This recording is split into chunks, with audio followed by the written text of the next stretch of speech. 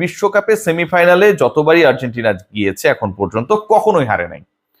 So যারা বিভিন্ন সময় কেপ ভার্দে, ইজিপ্ট, সুইজারল্যান্ড বিভিন্ন দল হয়ে আসছিলেন, বিভিন্ন দলের সমর্থক হয়ে আসলে আর্জেন্টিনাকে ফলো করছিলেন, তাদের জন্য আমার কাছে মনে হয় আর্জেন্টিনার সেমিফাইনালে যাওয়া, ইংল্যান্ডের এগেনস্টে যে ক্লাসটা আমরা ওয়েট করছি, যে মানে গ্রেট সেমিফাইনাল গুলো এবারের বিশ্বকাপে আসলে হবে স্পেনের সাথে, ফ্রান্সের, ইংল্যান্ডের সাথে আর্জেন্টিনার, তার একটা, এবং সেখানটা স্ট্যাট বলছে যে আর্জেন্টিনা সেমিফাইনালে কখনো হারে নাই।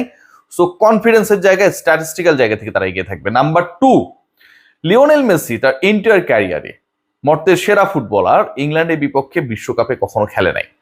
So it's going to be a very exciting semifinal, যেখানটায় আর্জেন্টিনা তাদের সেই স্ট্যাটটাকে ঠিক রাখার চেষ্টা করবে, 1986 বিশ্বকাপের স্মৃতিকে ইংল্যান্ড আর্জেন্টিনা আরেকবার ফিরিয়ে আনার চেষ্টা করবে।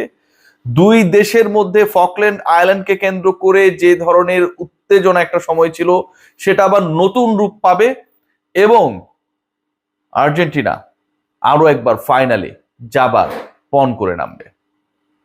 আজকে স্বস্তির দিক কোথায়, কোন জায়গাটা আসলে সবচেয়ে বড় তৃপ্তির জায়গা ছিল?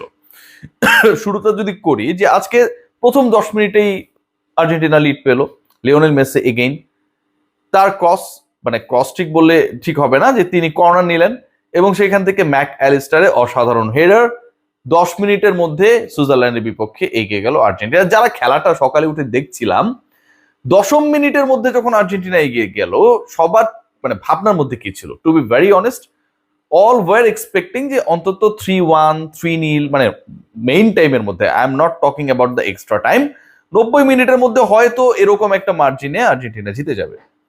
বাট সেই খেলাটা কোথায় গিয়ে ঠেকলো শেষ পর্যন্ত? 45 মিনিটস পর্যন্ত আমরা 1-0 এগিয়ে থাকা, এবং পরবর্তী সময়ে আর্জেন্টিনা গোল রিসিভ করলো, যেই আর্জেন্টিনাকে কেন্দ্র করে মনে করা হচ্ছিল যারা 10ম মিনিটে গোল করেছে, এবং এবারের বিশ্বকাপে সেটা আর্জেন্টিনার ফাস্টেস্ট গোল।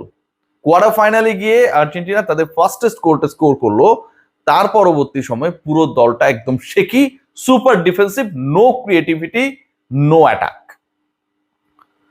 10 মিনিটে প্রথম গোল পাওয়া আর্জেন্টিনা 110 মিনিট পর্যন্ত ওই এক গোলেই থাকলো। 10 জনের পরিণত, এমবোলো লাল কার্ড দেখে তার নাটক নিয়ে আলোচনা হবে, মাঠ ছাড়ার পরে সুইজারল্যান্ড 10 জনে পরিণত হবার পরেও আর্জেন্টিনা গোলের দেখা পেল না। Definitely it's a matter of tensed. আপনাকে এই ব্যাপার নিয়ে ভাবতেই হবে, টেনশিত হতেই হবে, যে আপনি প্রথম 10 মিনিটে গোল পাবার পরে যে স্ট্র্যাটেজিতে গিয়েছেন, is that supportable or not? Number 1। Number 2, আপনি পরের আরো 100 মিনিটে কোনো গোল পেলেন না, যেখানে একটা সিগনিফিক্যান্ট নাম্বার অফ টাইম প্রতিপক্ষ Switzerland, they had only 10 footballer, 1 down, they were only defending that time. আপনি কোনো স্কোর করতে পারলেন না।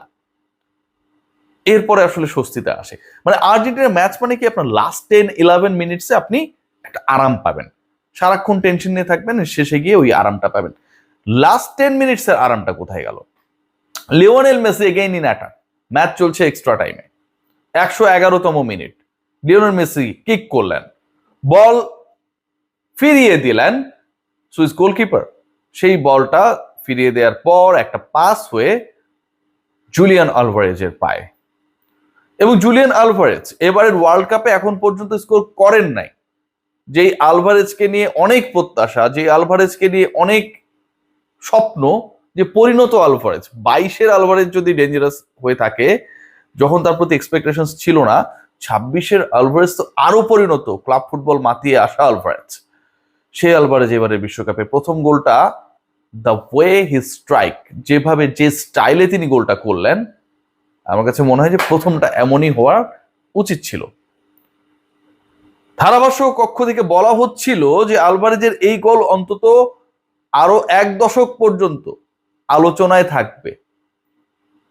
প্রায় 20 মিটার দূর থেকে বল কিক করলেন, সুইং হয়ে গোলকিপারকে বিট করে নেট করলো, আর্জেন্টিনা 2-1 এগিয়ে গেল। খেলার বাকি তখনও আর প্রায় 12 থেকে 13 মিনিট, সব মিলিয়ে বিশাল তৃপ্তি। আলভারেজ স্কোর করতে পারে নাই আগের 5 ম্যাচ পর্যন্ত, সেই আলভারেজ গোল করলেন। মেসি গোল করছেন কিন্তু আলভারেজরা গোল পাচ্ছেন না, সেই জায়গায় যেন সেই সকল প্রশ্নের উত্তর এই গোলটা দিয়ে দিল ইনস্ট্যান্ট।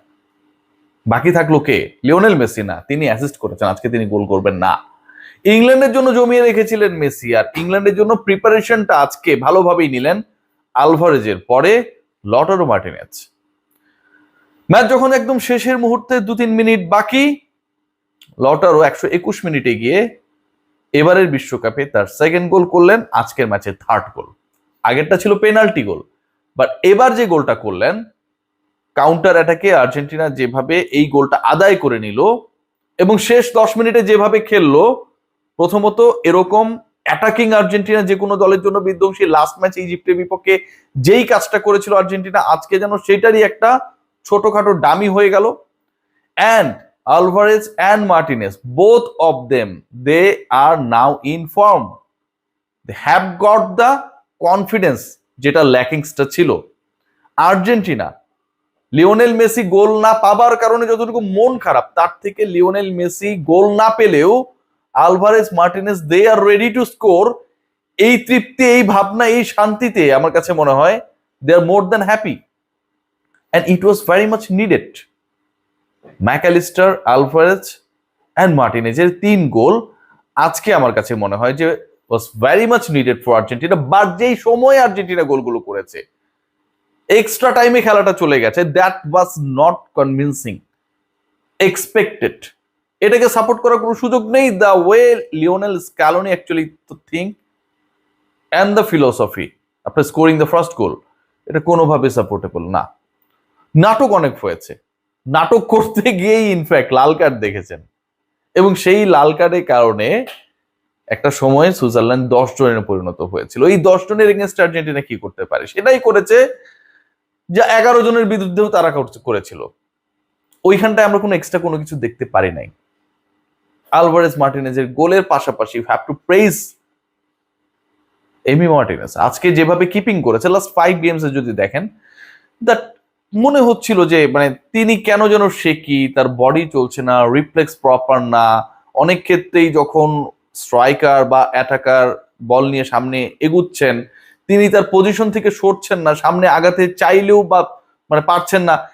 এই যে অনেকটা স্টিডি একটা জায়গায় আমরা এমি মার্টিনেজকে দেখছিলাম, এবং যেটার জন্য আসলে তার বিশাল ফ্যান রয়েছে। আপনার জানেন, আপনার Lionel Messi, Emi Martinez is the most popular footballer of the team and effective one as well. সেই এমি মার্টিনেজ যেন আবার 2022-কে ফিরিয়ে আনলেন 26-এ। আজকে the way he kept, that was really fabulous.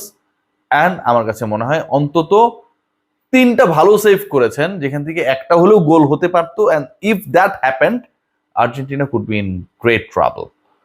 Argentina finally to semifinal. আর্জেন্টিনার এই সেমিফাইনালটা আবারও বলবো, এটা একটা বিশেষ ব্যাপার, কারণ কখনোই আর্জেন্টিনা সেমিতে হারে না, কখনোই ইংল্যান্ডের বিপক্ষে লিওনেল মেসি খেলেন নাই।